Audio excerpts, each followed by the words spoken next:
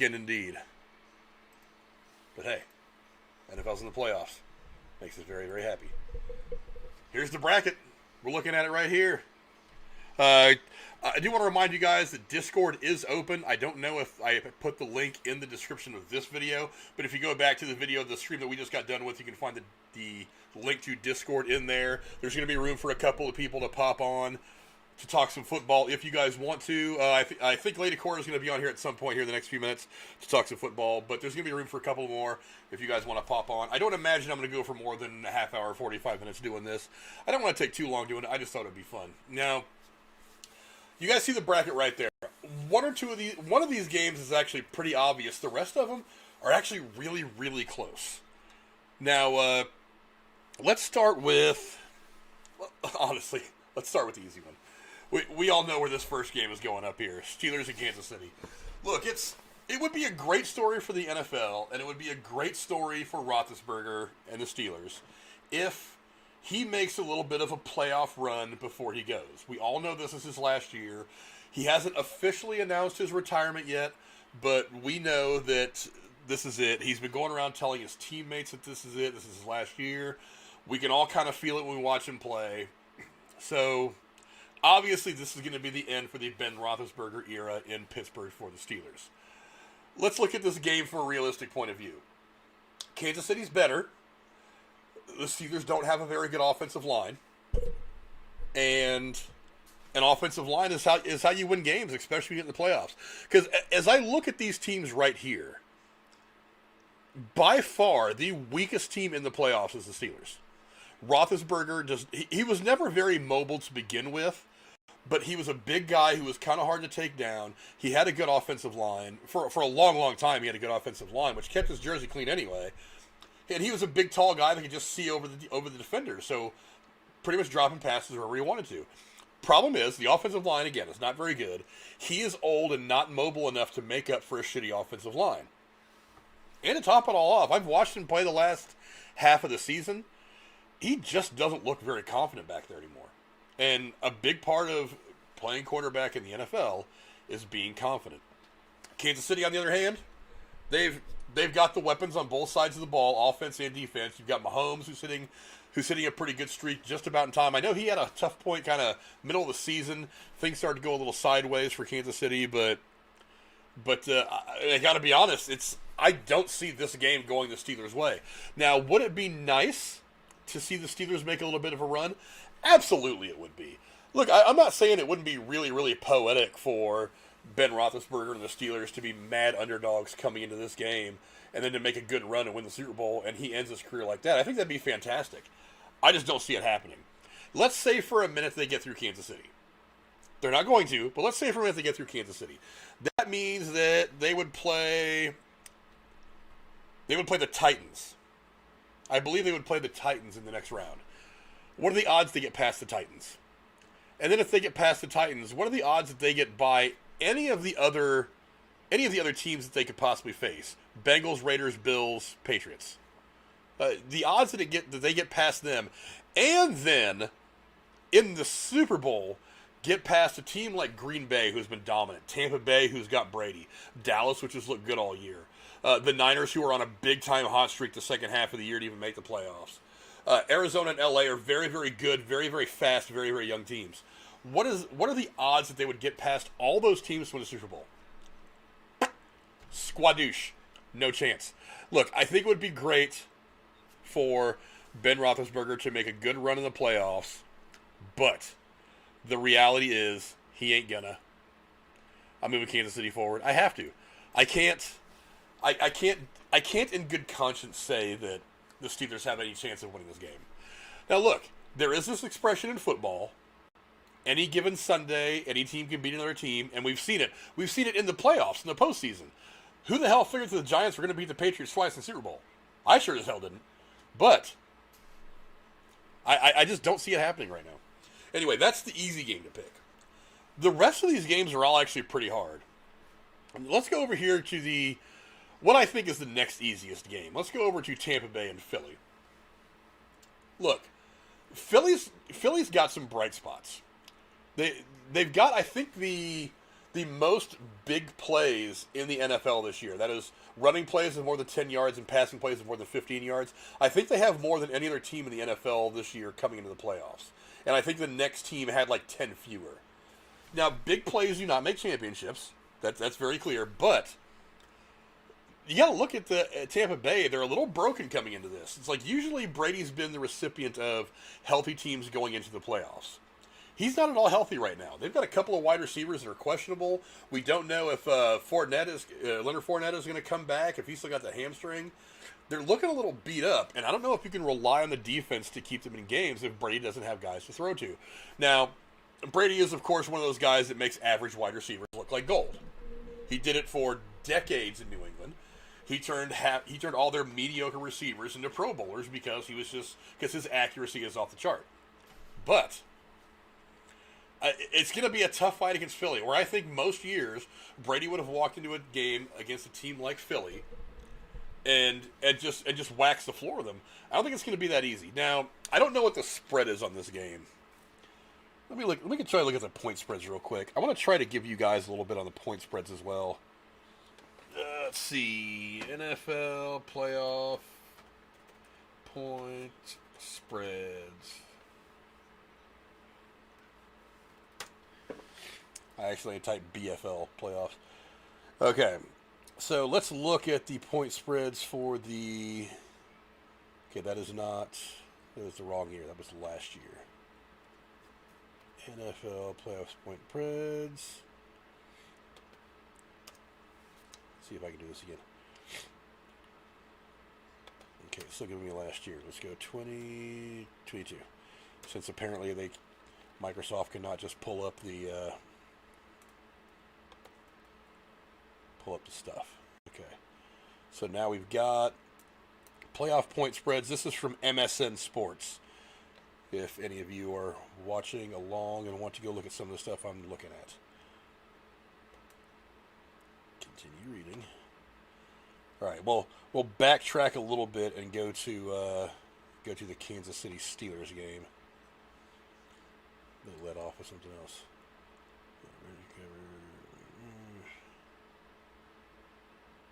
I don't know why, but it's only talking about the Bengals and Raiders. That's weird. Unless I'm just missing something.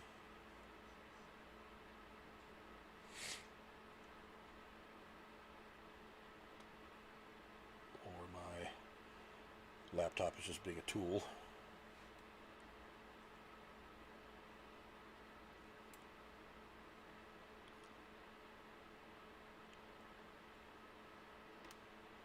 Yeah, I don't know why, but this article is only giving me the Raiders. So let's back up out of this, since that's obviously not what I want. Yeah, Federico, I think it would be a good story for the Steelers to make a run. I don't think it's going to happen. I just don't think it's going to happen. Let me try to find a... this is from CBS Sports. CBS has usually got some better stuff. Let's go there. Federico also says Rams Cardinals is going to be a hard game. That is going to be a hard game to pick. Look, I said it when we were doing our predictions on Derailed before the season started. We are legit looking at a division in the NFC West that could put 3 of the 4 teams in the playoffs. And that's exactly what happened. 3 of 4 teams are in the playoffs. Let me get down to Kansas City, Pittsburgh. Okay. They put 3 of 4 teams in the playoffs. I legitimately think that both the Cardinals, the Rams, and the Niners are a threat. And I'll get to why specifically for those teams here in a minute. But getting back to Kansas City and Pittsburgh, I think I read somewhere earlier, I don't know if this is the exact point spread they were talking about. Right now, Kansas City is a 12.5-point favorite. So that is somewhere, I read somewhere that is the biggest point spread for a wild card round game in history. That usually they're closer than that, but they are projected to win by almost 2 touchdowns. So that's not looking good if you're a Steelers fan. But, I just don't think they're going to win, but whatever. I've got Kansas City moving forward. Now, moving on to Tampa Bay and who they playing? Philly. I don't know why I forgot for a minute. Moving on to Tampa Bay and Philly. Right now, Tampa Bay is an 8.5-point favorite. I can buy that. The over-under is set right now at 49. That's, yeah, that's about right. Yeah, that's about right. I don't know what the over-under was for, what was the over-under for the other game? The over-under for Kansas City and Pittsburgh was 46.5. That sounds about right. I think Pittsburgh can still score points. I just don't think they're going to outscore Kansas City. But, yeah, going back to Tampa Bay and Philly, Tampa Bay is an 8.5-point favorite. I got to be honest. I can't... Look, I think Philly can make a game of it. But I think Tampa Bay is the one that's going to go on. I think it kind of has to be Tampa Bay. I don't think... Ultimately, I don't think Philly's going to do it right. Look, Tampa Bay's defense is going to be the key to this one. It's not going to be Brady like it usually is. I think Brady's going to do well. I think he's probably going to put some good points on the board. He's going to keep them in the game if it's too tight. But I think ultimately Jalen Hurts and some of the offensive, power that they have for Philly is not going to be enough to overcome the juggernaut that still, for some reason that I cannot fathom, is still Tom Brady. And Tom Brady's got, look, even when he hasn't had great teams or the cards have been stacked against him a little bit, the guy gets in the playoffs and he finds ways. I can't justify picking against Tom Brady in Tampa, at least not in this game. Maybe later on in the playoffs, but not in this game. Now, let's go to another really, really hard one. Let's go over to, let's see, what's the next one that's on the list? I'm going to save the Niner one for last. I have my thoughts about the Niners, obviously. Let's go to here's one of the really, really hard ones. Bengals Raiders. Right now, the Bengals are 5.5-point favorites. 3 of that is home field advantage. Oh, no, they're, yeah, they're at Cincinnati. So 3 of that is home field advantage. So they're essentially giving them making them 2.5-point favorites. Look, I actually went to the game in Cincinnati where the Bengals and the Niners played, just about a month and a half ago or so. The Bengals are pretty good. That wide receiver, Chase, dude, for all the problems he was having earlier in the year with the dropsies, as I drop my cap, that guy has really caught on, and he's an absolute beast. Excuse me while I wipe my nose for a minute. I'm fighting a bit of a cold. But that guy's an absolute beast. If that guy gets hit with a deep ball, look, him and Burrow were playing pitch and catch in college. They both played college ball together. I believe they also won a national title together. So, and they played at LSU, which is a school that pours out NFL talent, generally speaking. Look, these guys can be a big, big problem for the Raiders. I don't know if the Raiders secondary can put up with all the weapons that they have in Cincinnati. Flip side to that is, look, knowing what I know about the Raiders growing up in the Bay Area, it seems like there's always some way that they fall apart. It's like I don't know how look, they're dysfunctional by history. And that's not necessarily a bad thing because they've been successful over the years, but their success has been spotty since the 70s. They weren't terribly successful in the 80s with the exception of one Super Bowl win. The last couple of Super Bowls they've been to, I think they've gotten handled pretty well. I really don't know how good the Raiders are right now. Now, they had a pretty eventful year. John Gruden, all the stuff that happened with that, him having to resign. They had a couple of wide receivers who are no longer with the team for some stuff that went on. Obviously, the accident that we talked about over on Derailed with their wide receiver who killed the young lady. And I think maybe a month later, another one of their wide receivers got busted for a DUI. And I'm pretty sure he's off the team for at least the rest of the season. So they might be a little depleted at wide receiver. And I don't know. Cincinnati's defensive backfield was pretty good against the Niners. Now, then again, the Niners have this problem, and I'll go into it in a minute. They love to go Kittle, somebody else, Kittle, somebody else. So maybe it just made it look like they had guys like Deebo Samuel and Brandon Ayuk locked down a little bit better than they did. But still, I mean, they're no joke. They're a good team. Look, I did not have them picked to win their division this year, and they won it. Now, granted, the rest of the division is a little bit down. Pittsburgh not doing so well. Baltimore didn't quite have a year. Cleveland got off to a really good start, but it kind of faded fast because of some injuries and some other stuff going on. So they ended up at the top of the pile, but, I mean, they're still a really good team. As much as I hate to say it, because I do have an affinity for the Raiders, because I'm a Bay Area guy, I got to put the Bengals over. I don't think that... Ultimately, I don't think the Raiders are going to have it in them this year. Now, next year could be something different. As I try to maneuver these things to where I want them to be.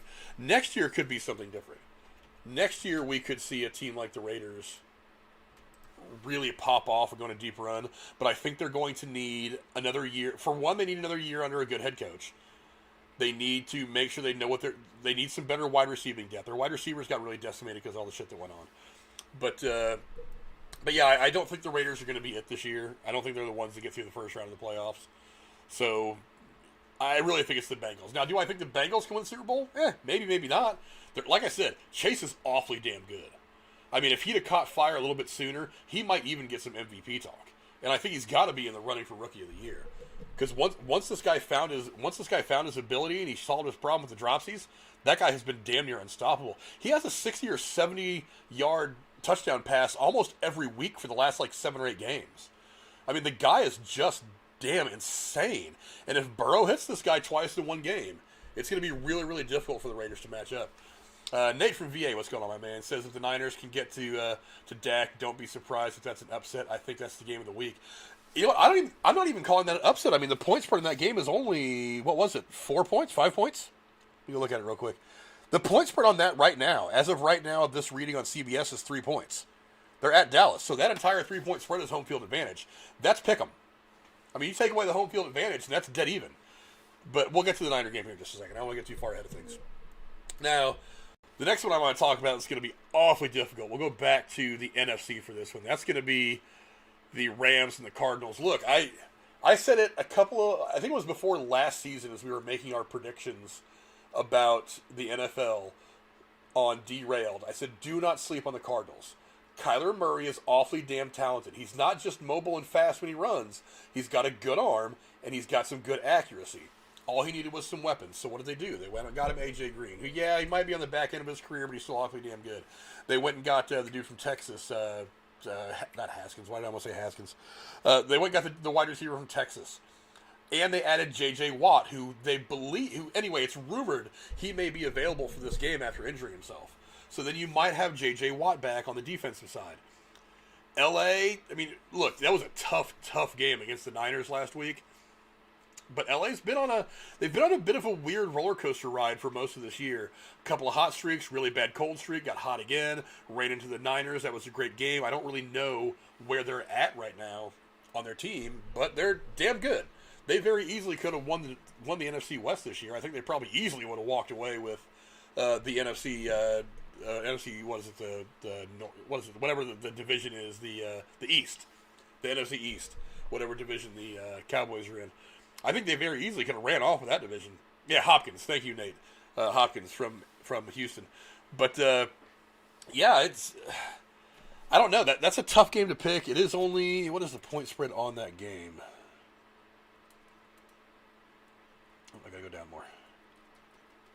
Let's see, Niners, Cowboys, Chiefs, Steelers, Cardinals, Rams. The Rams are 4-point favorites at home. And again, about 3 points of that is going to be home field advantage. So they're only a 1-point favorite. That's not a huge point spread. The over/under is at 49.5. That almost seems kind of low because the Niners and the Rams put up, I want to say like 60, somewhere around 60, 62, maybe 59. This could be a game that looks just like that. I don't know. I'm going to give, for defense alone, I'm going to have to give it to the Rams. Look, like I said, I think both these teams are very, very good. I think both these teams probably would, like, if you put any one of these teams in the NFC East, they'd have just ran that division. They would have just stomped everybody in it. So, I got to move the Rams forward. I don't see any other way to do it. The Cardinals are good. I just think that it's not a good matchup for the Cardinals. I think if they could have matched up against the Eagles, they probably would have stood a better chance of getting out of the first round. I don't know. They could have matched up well against the Niners. Yeah, you're right. It depends on what Stafford plays. But you know what? Stafford himself has been kind of a tale of two halves for the last, I think, 4 or 5 weeks. He gets off to kind of a shitty start and then lights it up, or then he lights it up in the first half and then kind of flatlines in the second half. You're hoping if you're LA that if he has to go like that, you're hoping he has a cooler first half and then fires up in the second half, because that's when you're really going to need him the most, especially against a team like Arizona, which, I mean, look, I said they can put up a lot of points. But yeah, and Arizona also has Connors, who has been a huge surprise. I mean, if the Steelers are kicking themselves in the ass for letting anybody go, it's going to have to be Connors. I mean, I wrote that. I mean, Connors is one of the reasons why I won the Derailed Fantasy Football League this year. I had no idea that guy was going to be what he was. I thought he'd be like a decent RB2, and that guy carried my team at the running back spot for most of the year. So, I mean, like I said, I'm giving the slight edge to LA right now. I could change my mind tomorrow. Honestly, that's one of the harder games to pick for me. I'm taking LA right now. I think I kind of have to. But now let's go back over to the AFC. And let's talk about the Patriots and the Bills. Let me go check the point spread of this one real quick. This is going to be an interesting game, because remember, we're not getting the Patriots with Tom Brady. Now, yes, it's still Bill Belichick. Yes, Bill Belichick does seem to own the Buffalo Bills for the last 20 years, but he doesn't have Brady. He's got the new quarterback whose name escapes me. I don't know why, because the Niners almost got him. But Buffalo right now is a 4-point favorite over New England. Dude, how many years has it been that you could look at this and say that Buffalo is a 4-point, or that anybody for that matter, is a 4-point favorite over New England in the playoffs? How many years has that been since you could say that? But anyway, again, times change, players move from team to team. Brady's gone. Now we have Mac Jones in there at quarterback. So, yeah. This is a tough one for me. I feel like Belichick and Brady together were pretty much unstoppable. Brady's done what he's done in Tampa Bay since he went there. Yes, Mac Jones, thank you, Nate. Brady's done what he's done. Belichick is still Belichick. And even though things got off to a bit of a tough start this season, the first 4, 5, 6 weeks for the Patriots, Belichick's found a way to get it together, and Mac Jones isn't that bad. I think the Niners probably did the better thing long term by picking Trey Lance over Mac Jones. But I think Mac Jones is still a very good quarterback. I'm thinking right now, and this is a tough one, but I really do think that Buffalo is probably the better team right now. Now the over-under is, oddly enough, the over-under is at 44. I don't know what the weather's supposed to be like in Buffalo for this game, but I don't see weather being a significant factor to depress the points. So I kind of like the over on the 44, but the Bills are giving 4 points to the Patriots. I don't know. I'm right now side with Buffalo. I think the New England years are done. I still think they're a good team, and I think next year, after you've given Mac Jones a full year of development under Bill Belichick, and you've given Bill Belichick a chance to get him some help offensively, especially at the wide receiver spot, that they could make another deep run into the playoffs. I don't think they're going to be dominant like they were with Brady for all those years. But I do think that they could do it next year. But this year, I think Buffalo, at least for one game, manages to solve Bill Belichick. That's what I think. We'll see. Now, let's get to the big game. The one that me and Drew are going to be watching the most closely before Derail starts on Sunday. That is the Cowboys and the San Francisco 49ers. This is good. This is probably the most exciting game on the schedule for Wildcard weekend. Right now, Dallas is a 3-point favorite. They're at Dallas. That 3 points is essentially home field advantage. So right now it's a toss-up. It's pick 'em. My personal thoughts on this game. Go back to last week against the Rams. The Niners defense got hot in the second half. Stafford could not find any rhythm at all. The offensive line could not protect from Bosa, Warner, all these guys that were coming up the middle and putting pressure on Stafford. They were all over him for the second half. Stafford only had, I think, about 2 passes that were where he could actually drop back, have time, and really rifle one downfield. Now, he completed them, obviously, because Stafford's a much better quarterback than he's ever been given credit for, because he wasted most of his career in Detroit. But if that Niner defense shows up, Dak's in trouble. But here's the flip side of that argument. Dallas historically has a top 10 offensive line. That's why some of these running backs have managed to go out there and have a great deal of success. Ezekiel Elliott most recently, going all the way back to who was there before Elliott? The guy who was tearing it up, I forget. I don't know. I don't watch the Dallas Cowboys roster that closely, but I mean, even going all the way back to Emmitt Smith, they historically have a really good offensive line. I think that really good offensive line is one of the things that has helped Dak Prescott become statistically a good quarterback. Somebody help me out in the chat here. Has Dak ever won a playoff game?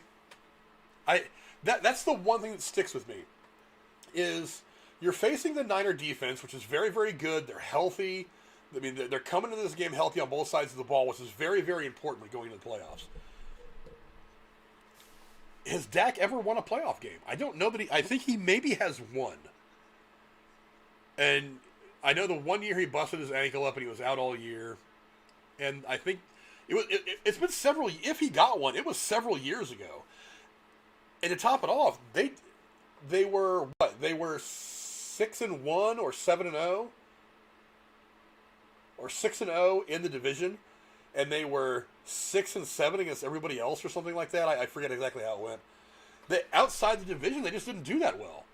And I think that this is a byproduct of playing a division that is garbage. Nate from VA says the run game is key for Dallas. If they can run the ball, Dallas wins. Well, the run game is going to help.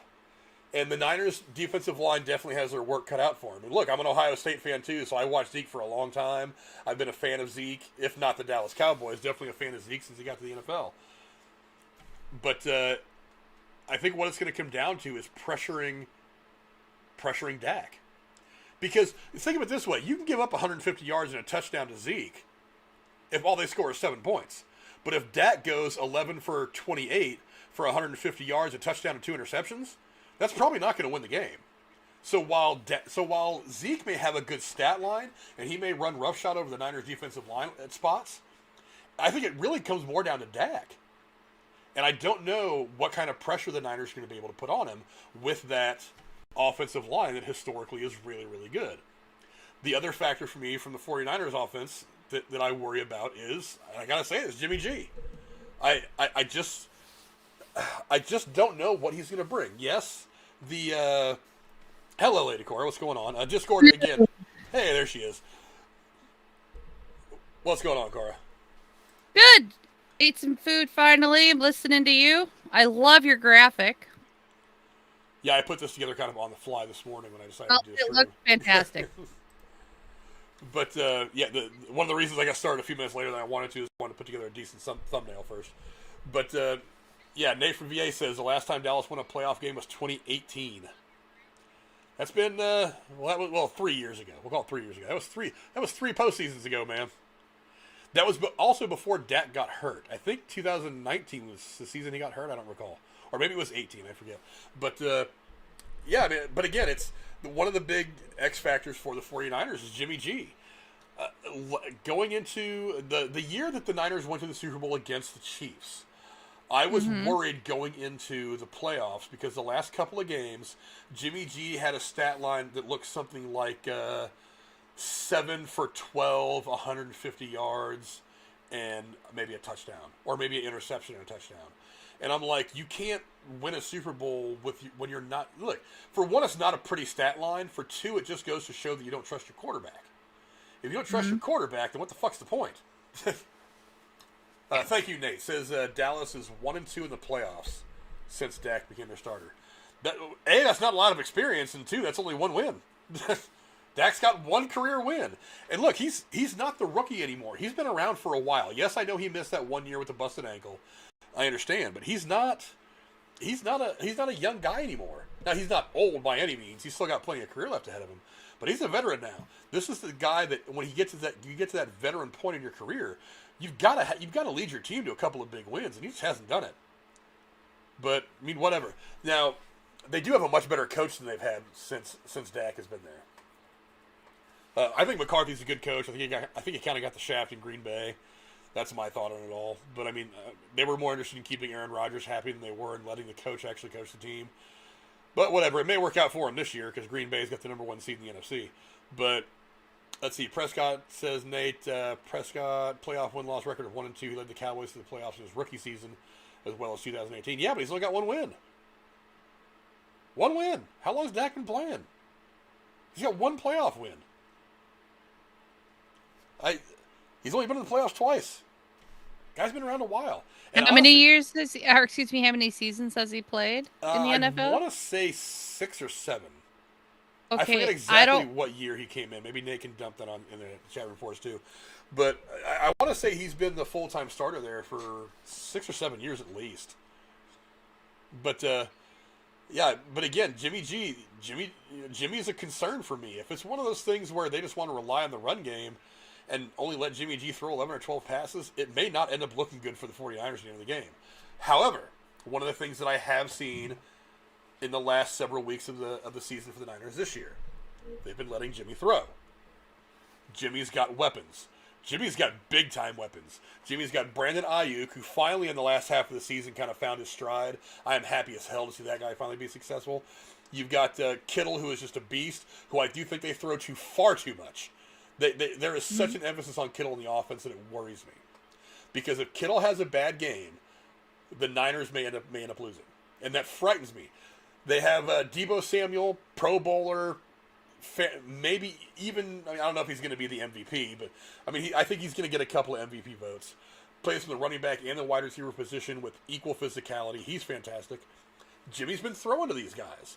And the last 5 or 6 weeks of the season, when they've been on this good run, where I think the Niners won, 6 of their last 7 or 7 of their last 8?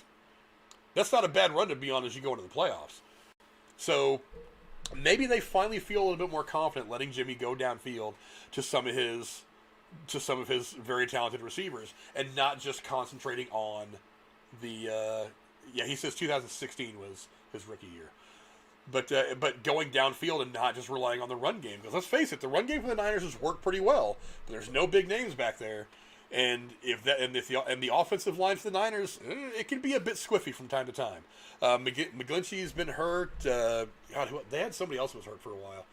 But the offensive line for the Niners has got to protect. They've got to open up these holes for the run game, and they've got to protect Garoppolo. If Garoppolo gets a lot of pressure, it's going to be a tough game for the Niners to win.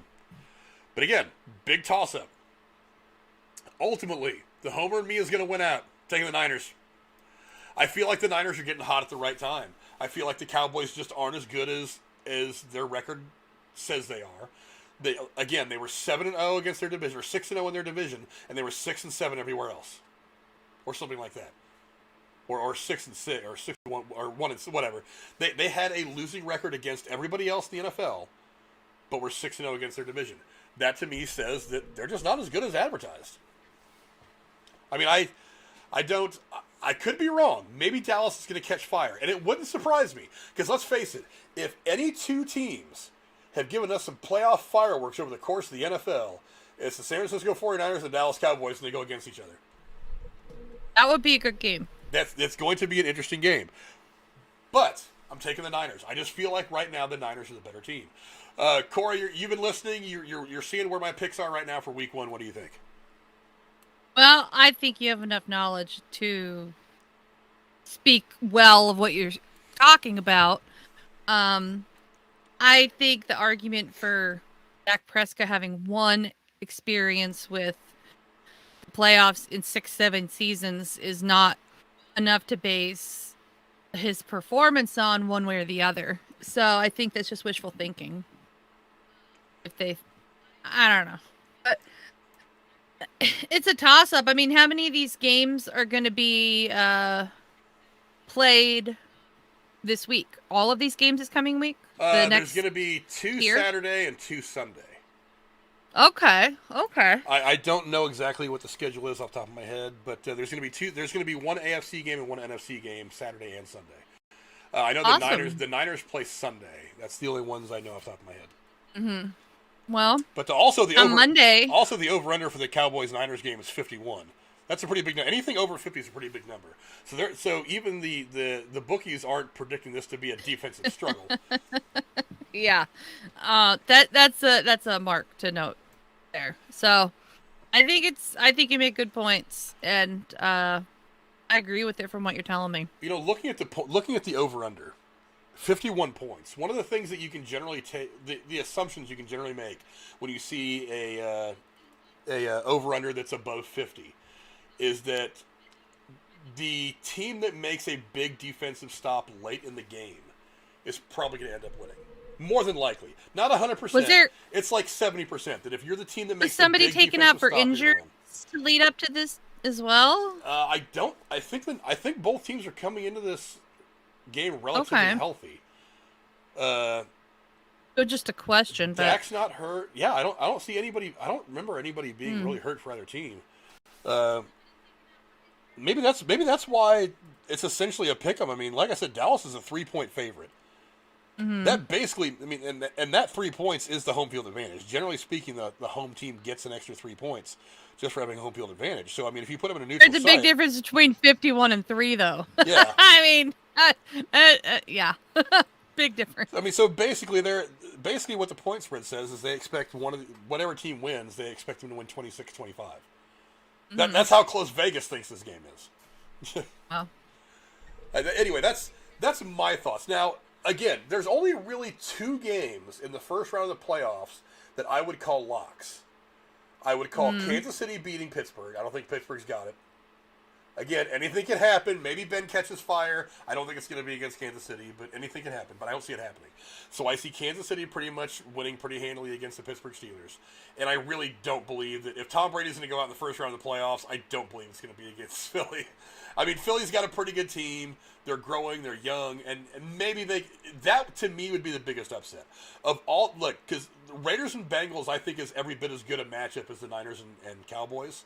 So those are the 2 games that I'm going to watch the closest because, because again, Bay Area native, so I have, and most of my family in California are all Raider fans, so I have this affinity for the Raiders. I live an hour away from Cincinnati, so I've been to some Bengals games, and it is a really good sports town, believe it or not, despite the fact that they've had such terrible teams for the last 20 years. The Bengals are a fun team to go watch. So that's a game I'm going to watch really closely. The Niners and the Cowboys, obviously, I'm a Niner fan. It's a great historical rivalry game. But the rest of these games, I mean, the only 2 that I think are going to be blowouts are going to be Kansas City over Pittsburgh and probably Tampa over Philly. Tampa over Philly might be a little bit closer than Kansas City over Pittsburgh, but I still don't think there's going to be any point late in the game where you worry about whether Tampa Bay is going to win or not. I think they're probably going to win that game by at least a touchdown. Probably a couple of scores. I can see them beating Philly by 10 points. I can see Kansas City absolutely smoking Pittsburgh.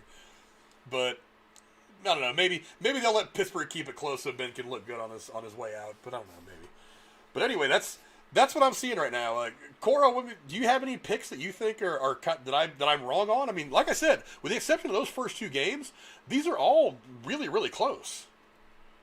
I think that's good. I don't have anything beyond what you're saying for picks, but close games make good games to watch and make things like the playoffs interesting because nobody has it in the bag, or it's just not a matter of the games happening to get to the result that you expect. So I think it's fantastic that it's hard to predict at this point. I think it'll be very exciting to watch. Yeah, Nate just put the schedule in there. Raiders Bengals Saturday at 4:30. Bills Pats at 8:30 Saturday, and then Bucks Eagles Sunday. Niners Dallas 4:30. KC Steelers 8:30. Rams Cardinals. Oh, Monday. They're actually playing a Monday game. Okay. Which is kind of cool. Playoff Monday football. Yeah, Monday night. That sounds fun. Okay, let's do that. So we're gonna have 2 Saturday, 2 Sunday, and then 1 on Monday. That sounds fun. Well, maybe Monday night after the game if you want to talk about it. That might be fun. Maybe, I don't know. Maybe I'll do a breakdown Monday night when I get home from work. But anyway, you guys go down to the chat. Let me know what you guys think. These are my picks. Now, this actually will be, if I am correct, these will be the matchups for round 2. We will see Tennessee play the Bengals and Kansas City play Buffalo. I went and checked the seedings to make sure I had them right. And then we would see Green Bay against San Francisco. That would be an interesting game as well. Remember, Green Bay and San Francisco played in week, I want to say 3 or 4. And it went down to the final drive with Aaron Rodgers. Garoppolo drove down left him like 2 minutes and change left, drove down for the go-ahead score. Gave a lot of time to Aaron Rodgers. Aaron Rodgers drove back down, got the game-winning score. It was a close game. So, I mean, that would be an interesting game to watch as well. And then I've also got Tampa Bay versus Los Angeles. We could conceivably see Tampa Bay versus Green Bay, the Battle of the Bays, in in the NFC title game. That'd be kind of fun. Mm. I'm not going to bother going into who I would pick past that. I mean, I could get all these picks wrong, and my entire bracket would explode. So I will at some point next week, maybe next Thursday after our stream, I'll come back on and do another live stream just like this, where I break down the games that I got right, the games I got wrong, try to figure out why I got them right or wrong, and then I'll go on and pick the divisional round games. But that's what I'm thinking right now. I've got Tennessee hosting the Bengals, Kansas City hosting the Buffalo Bills in the second round. That's in the AFC. In the NFC, I've got the Niners traveling to the frozen tundra of Green Bay to take on the Green Bay Packers, and LA traveling to Tampa Bay to take on Tom Brady and the Tampa Bay Buccaneers in the second round of the playoffs. So that's what I've got. You guys go down in the comments below. Let me know if you think I got these right, if I got these wrong. If you think I'm an idiot, don't know anything about football, that's probably true. That's probably true. That's entirely possible. I don't know shit. Thanks for all you guys who are in or hanging out with us. Nate from VA, Federico Garcia, what's going down? Cora in the chat, also on the call for the last few minutes. Thank you all you guys for hanging out. A few of you watching. It's 6 of you watching. That's not bad for a spontaneous live stream. But we'll plan on doing this again next Thursday so we can go over all the shit that I got wrong over this stream. Thanks a lot, guys, for hanging out. We appreciate it, and we'll see you guys later on. Adios. Toodles.